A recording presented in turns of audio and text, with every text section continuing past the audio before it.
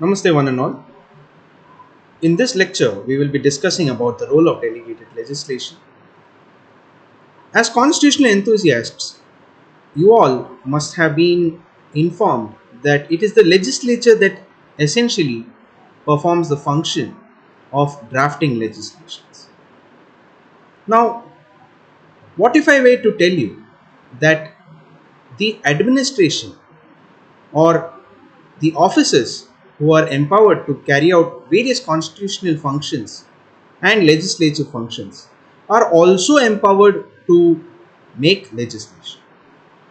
Would you not be surprised? Friends, please note that the legislature, although it oversees the entire gamut as to how legislation in a country should be governed, however, minuscule operations of day to day affairs and others is better left off with the executive wing of the government. With this, we venture to understand the role of delegated legislation as to how it has come across in today's general public administration. To understand the concept of delegated legislation, you must first need to understand the doctrine of separation of powers.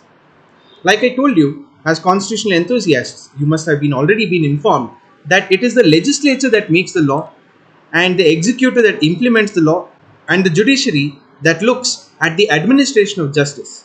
In your previous sessions, you must have been introduced to the manner in which administrative action has been superseen by the courts, and as to how administrative actions can be challenged before the courts of law. In this session, you will discuss in more particular as to the legislative functions that is exercised by administrative authorities, as to how they acquire such power and whether the exercise of such power is within the grand framework of the Constitution of India. Now, if you look at it, you may ask, under the theory of separation of power, while we have the legislature to make the laws, why should the administration be even involved in making the laws? Because at the end of the day, those who are in the legislature represent the public. The electoral system that is put in place under the constitutional framework allows the legislature to be the will of the people. Then why again bring in the administration and create the cloud of certain maladministrative actions or interference with the will of the people, you may ask. Friends, please note that this is merely because of the wide nature of activities that today the government or the state in generic undertakes. Now, if you look traditionally, the state was generally involved only in administration of its subjects' activities, and the people were allowed to carry on their activities with the permission of the state. There was not much of interference by the government in your day-to-day affairs. So that brought in the concept of laissez-faire, live and let live.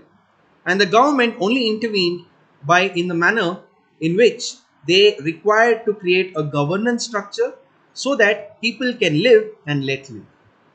But however, today the government is not just a mere regulator.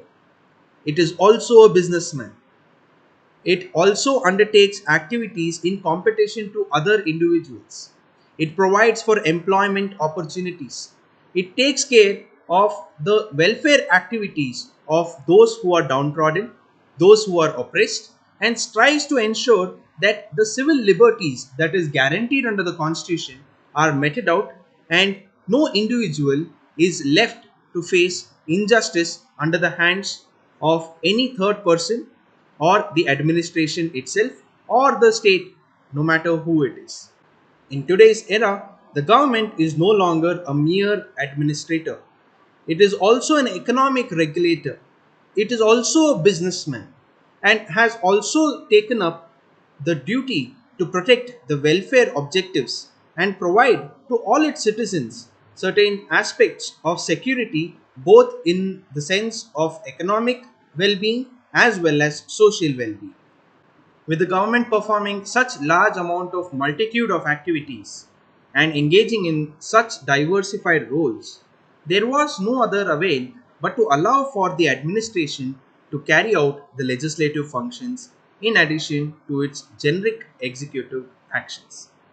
We further move on to understand the relevance of delegated legislation.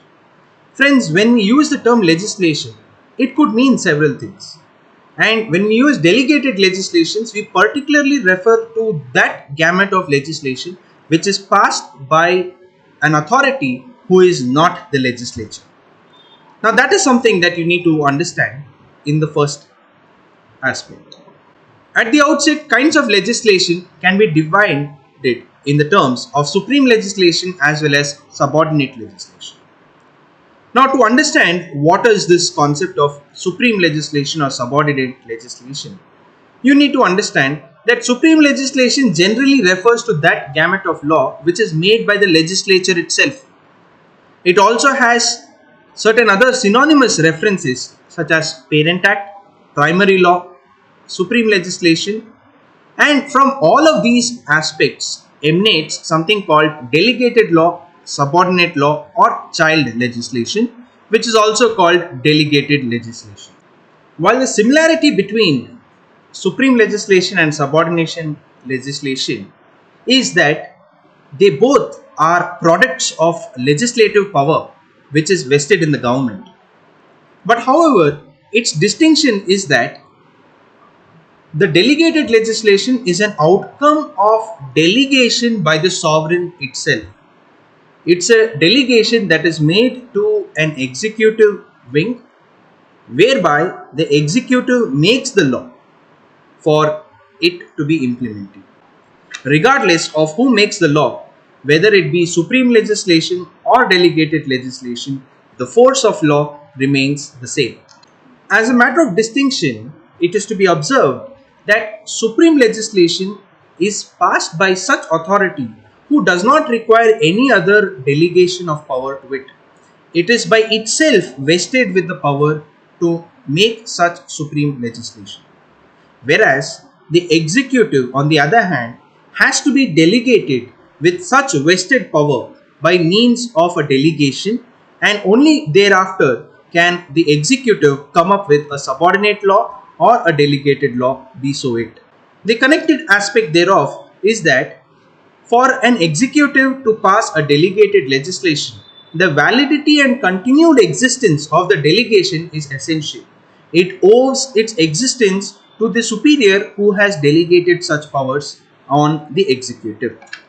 It may thus be understood that the constitutional scheme rejects the notion of inherent lawmaking power in the hands of the executive administration.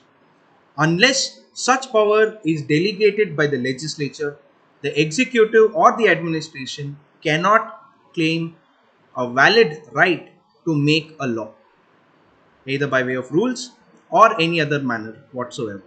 It may be in this context that Justice Mukherjee provides that delegated legislation is an excuse for the legislators, a shield for the administration, and a provocation to constitutional jurists. Let us understand the meaning of the term delegated legislation, towards which it could be used in two senses. Firstly, delegated legislation is called so because such legislation emanates from a subordinate authority by virtue of exercise of a legislative power which is delegated, hence the term delegated legislation. And secondly, in common parlance, the subordinate legislation itself is called delegated legislation as well. Now, if you look at it, since in the first sense, the legislative powers are executed by an authority other than the legislature itself. Further, the powers of the authority are limited by the statutory provision by means of which the delegation is made. In the second sense, where we refer it to the subordinate legislation itself, such subordinate legislation could be in the form of rules, regulations, bylaws, orders, etc. It could also include notifications and other particular aspects whereby the executive seeks to bring across or promulgate certain legislative actions so as to be implemented on a given subject matter. Take the example of the Essential Commodities Act of 1955. Now, if you look at it, there are certain commodities that are expressly defined as what essential commodities are to be included. But however, the list is not exhaustive in nature. The central government has been given the power to further enlist certain other aspects under the said heading of essential commodities. On that pretext, you may recall the aspect of lockdown that the COVID 19 had brought forth in India. Now, if you look about it, in the particular said lockdown, certain other aspects were also brought under the head of essential commodities, which are your masks and sanitizers. And that is something that the Essential Commodities Act expressly allowed the central government to bring across such a notification and make such a declaration. Now that you understood what a delegated legislation could look like with the help of the examples that we discussed, kindly look into the aspect of challenges that you can have to a delegated legislation as to in what circumstances can a delegated legislation be held to be unconstitutional or void. Now, in the earlier instances, you must have come across that any law that is passed which is in derogation with your fundamental rights, be it passed by the legislature itself, can be held to be unconstitutional and void. What about the delegated legislation then? Delegated legislations too have a mandate that they have to be in consonance with the constitutional framework and also not to be in violation of the fundamental rights that are granted by the Constitution. Further, they too, the delegated legislation also has to be in consistency with that of the parent legislation. In the sense, a delegated legislation cannot supersede the ambit that the parent legislation itself covers. This leads us to the query as to whether delegated legislation is a necessary evil or is it a requirement of the day.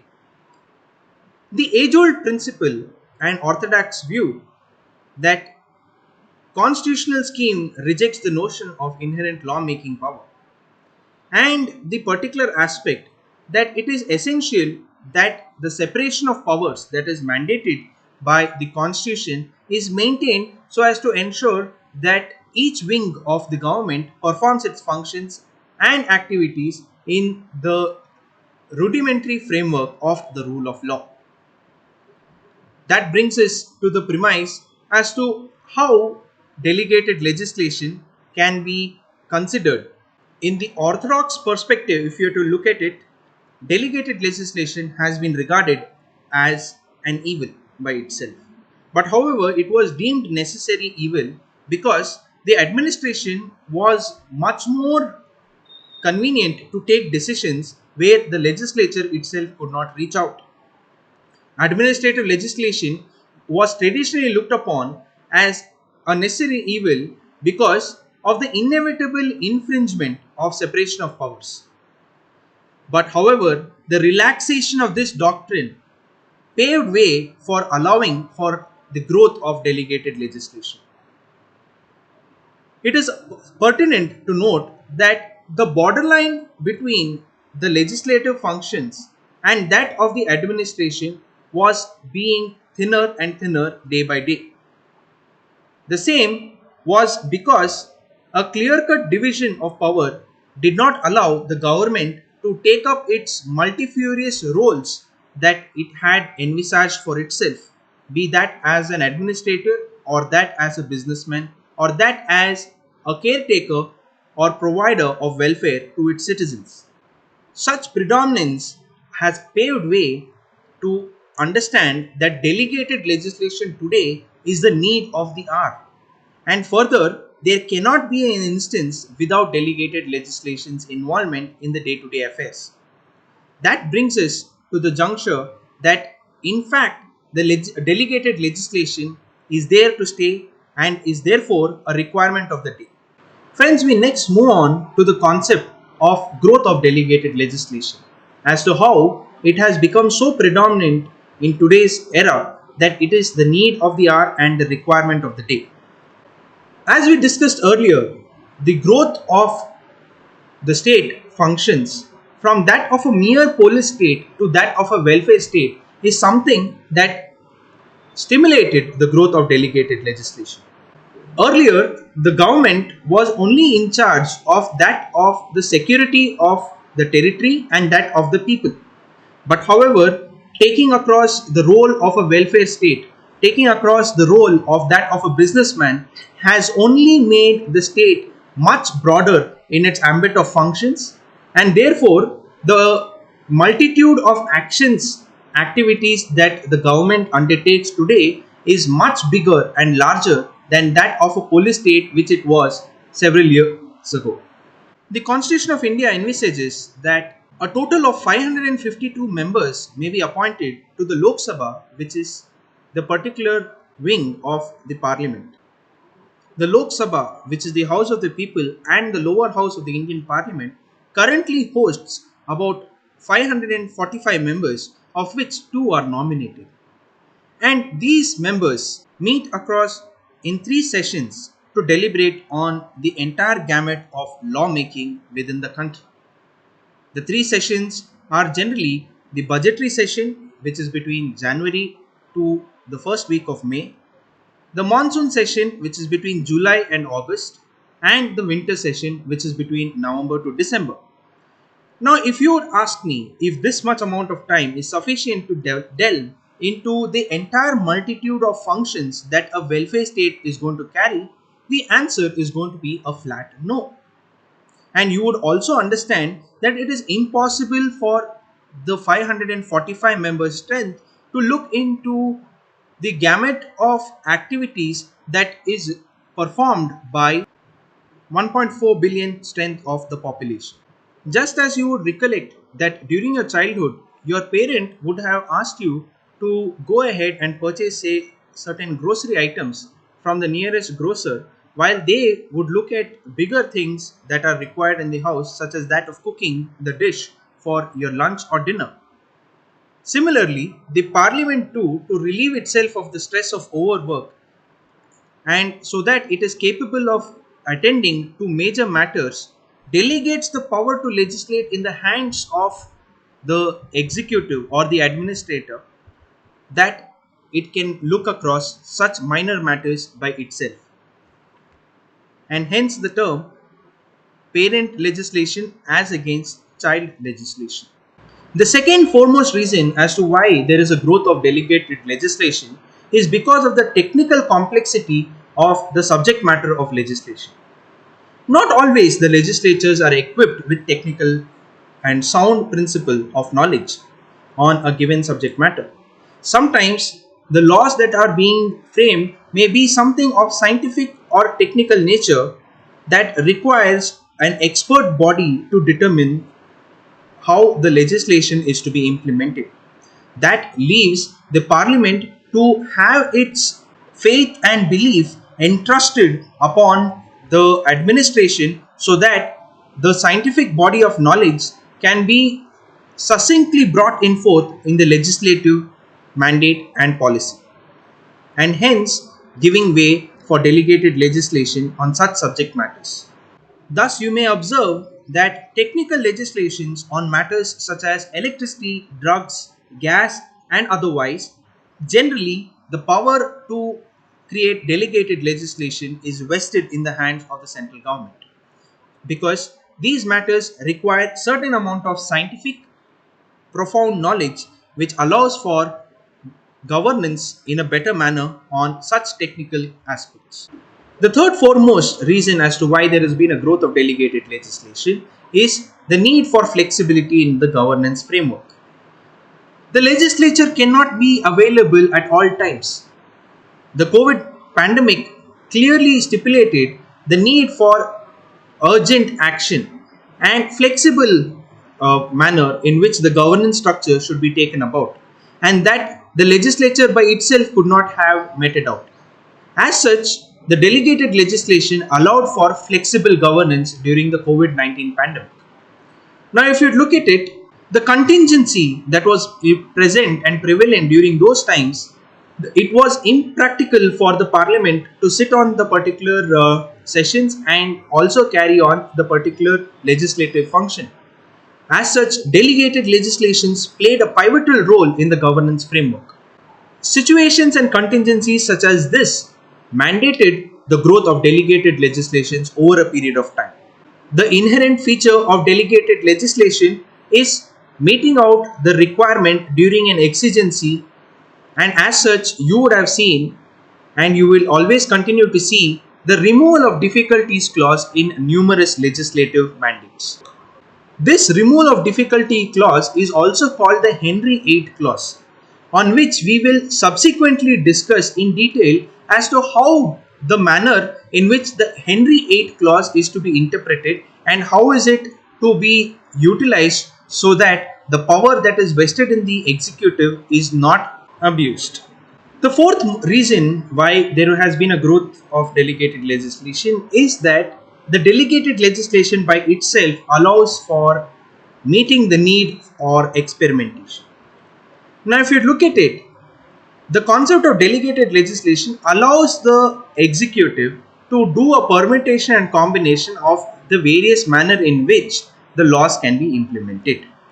Further, this allows the executive to understand as to what are the repercussions that it could face at the time of implementation. For example, the matters that are connected with road safety measures is something which you could do about by way of a tested mechanism. The determination as to which roads must be a one way, which road should involve a passage for only vehicles which are that in the nature of a car, in which roads should you prohibit entry of say non-passenger vehicles such as a goods truck, are all matters which is to be determined by way of an experimentation mechanism. So in those aspects, if you were to put across under the Motor Vehicles Act by itself as to which roads are to be governed and in which manner they have to be governed, probably the Motor Vehicles Act, which already is a large legislation, would probably run into several thousands of pages which could never have an end to it. Lastly, the complexity of modern administration required that the delegated legislation paid its way to the current form that we see it today. Now, if you look at it from the aspect of that of a police state, the government and the state machinery has grown to such an extent where certain economic and social spheres have also been ventured thereto by the government, and that bringing across the new aspect of a governance structure required delegated legislation to be implemented time and again, because the legislature did not have time to sit on as a businessman. Thus, the pragmatic and practical requirement to have a delegated legislation supersede the modern governmental functions mandated the growth of delegated legislation. The growth of delegated legislation has not just been an Indian phenomenon, rather a global one in that perspective. Considering that of the United Kingdom, where parliamentary supremacy is at its peak, it is said that in the UK, the parliament can do everything other than making a man a woman and woman a man. And today, scientific advancement has even superseded that particular premise. Now, if you were to look at it, in UK, the parliamentary supremacy is of that nature that it is above the entire gamut of activities. The constitutional validity of a parliamentary legislation is something that took several years before even being brought up before the judiciary in UK. The conflicting rule was that administrative law was never looked upon as law, and as such, it regarded a hindrance to the development of the executive to its fullest extent, like how it has taken place in other jurisdictions, including that of India. But however, administrative law, just as it has grown in other jurisdictions, even in United Kingdom, it has found its prevalence and relevance both in the aspect in the manner of governance as well as in the framework of legislative policy. When it came to the concept of delegated legislation in the United States of America, it is to be known that the doctrine of separation of powers was one of the biggest challenges to the growth of delegated legislation. The primacy that was given to the separation of powers doctrine in the United States did not allow for the delegated legislation to have a concrete growth in the United States. But however, the modern administration structure allowed for delegated legislation to pave its way into the governance structure in the United States as well. In US, the implementation of delegated legislation has found its aspects into various functions of the government. In one of the particular matters where it was challenged as to how price fixation can be delegated to the price administrator, the US Supreme Court upheld that delegated legislation can be allowed for and is the norm of the day. Similarly, where sentencing guidelines was challenged, that in theoretical practice, although the United States and its constitution follows the principle of separation of powers, which is envisaged in the Article 1, 2, and 3 of that constitution. However, in practical consonance, the same cannot be said to prevent the growth of delegated legislation. Delegation of powers has well much pervaded into the practice of governance in US as well. We now move on to the concludatory discussion of this introductory lecture as to how delegated legislations have been classified. Now, if you look at it, the legislature, as we discussed earlier, cannot be at all places to prescribe the minuscule aspects of what the law should govern. And as such, in most circumstances, laws provide for either the central government or any other regulatory authority to prescribe certain rules which could govern the conduct or regulate the manner in which any activity is to be governed. So first and foremost, delegated legislations can be classified based on their title in the form of rules, bylaws, notifications, ordinances, etc. Now you may ask, what is this title based classification and how are they different? Now for instance, under the Companies Act of 2013, if you look at it, under section 469, the central government has been empowered to make rules for carrying out various provisions of the Act.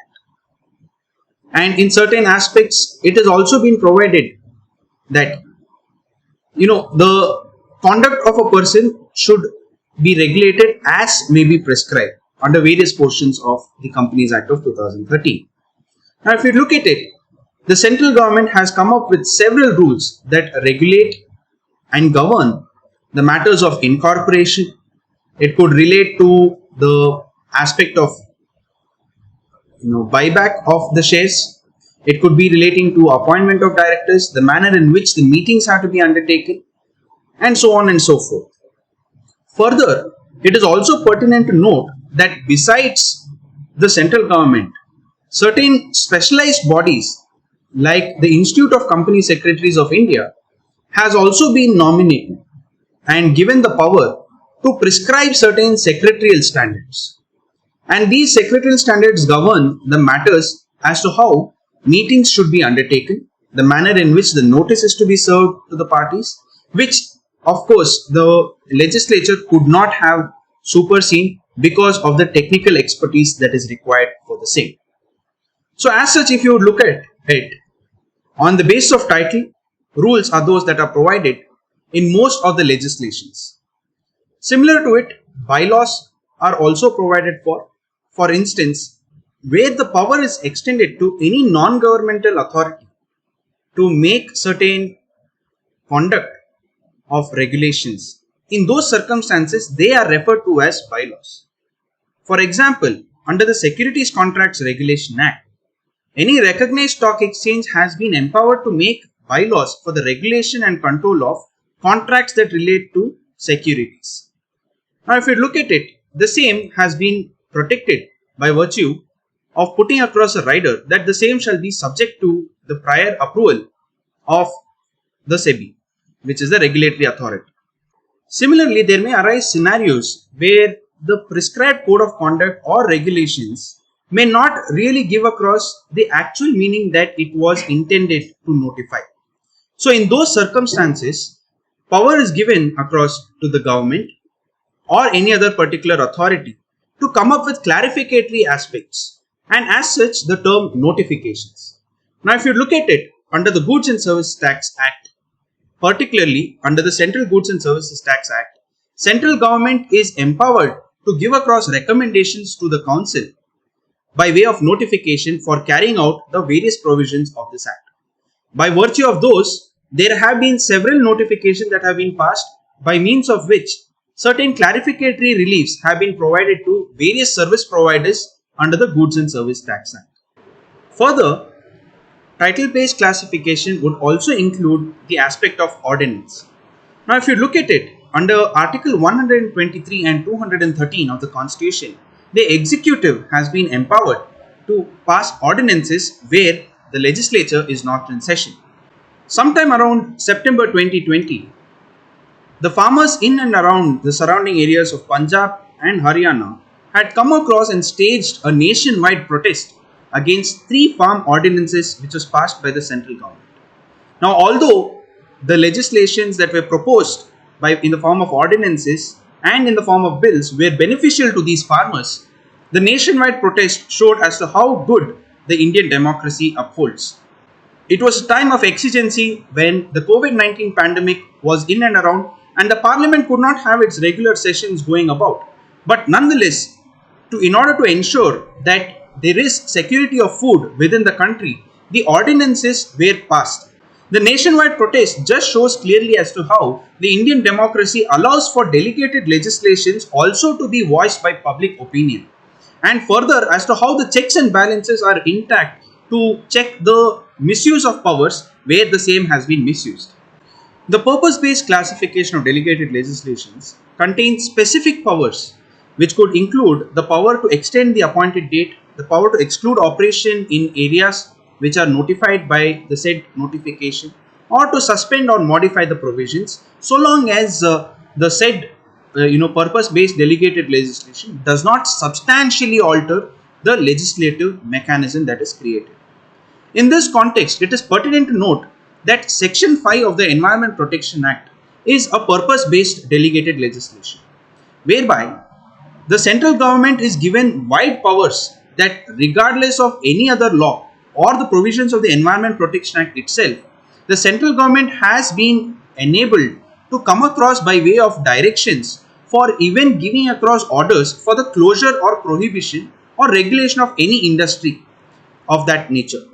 Now, if you look at it in the general context, it is a Central Pollution Control Board and the State Pollution Control Board who have been designated the particular powers under the various laws to allow for operation of industries. But nonetheless, Section 5 of the Environment Protection Act gives across a superseding enabling power to the central government to oversee the operations of these boards by virtue of a delegated legislation which is given by way of directions. The next aspect that we look across is authority-based delegated legislations. Now, generally, if you look at the perspective of delegated legislations, there is some designated authority who is given across the power to make such delegated legislations, either in the form of rules, bylaws, notifications, or otherwise. Now, if you look at it, authority-based classifications stipulates which authority is essentially to make a particular delegated legislation. For instance, a central act may enable a government of the state to actually make certain kind of rules, or it could delegate the power to the central government itself. Take the example of the Air Act. Under the Air Act, the power to make rules has been extended to the state government under Section 54. The state government, more particularly under Section 54, has been empowered to make certain prescriptive rules and regulations in regard to the governance of a state pollution control board. It could relate to the terms of appointment of the member secretary, it could relate to terms of appointment of the chairman, or the fees that are to be paid to the members of the committees of the state boards, etc. We come to the close of this lecture, and I hope you have received a perspective as to what amounts to delegated legislations. We would move on to the next session, on the evolution of delegated legislations and as to how they have come to stay about in the governance of public administration in India.